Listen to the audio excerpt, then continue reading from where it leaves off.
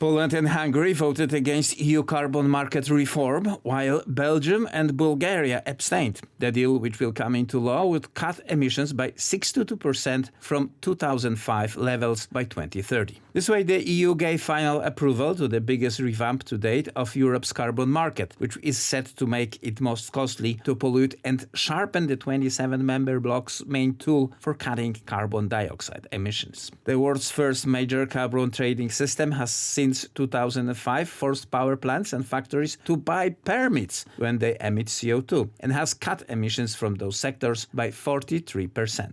European Union members approved a deal agreed last year by negotiators from the EU countries and Parliament to reform the carbon market to cut emissions by 62% from 2005 levels by 2030, which is designed to deliver the EU's emission-cutting targets. After nearly 2 years of EU negotiations, the member states' approval means the policy will now pass into law. The EU Parliament approved the deal last week. Poland, which has previously called for the carbon market to be suspended or its price capped to ease the burden on industry, said EU climate policies set unrealistic goals. The reform is set to hike the cost of polluting for sectors including cement manufacturing, aviation and shipping, while also raising billions of euros through CO2 permit sales for national governments to invest in green measures. Heavy industries will lose the free CO2 permits they currently receive by 2034, while airlines will lose theirs from 2026, exposing them to higher CO2 costs. Emissions from ships will be added to the scheme from 2024.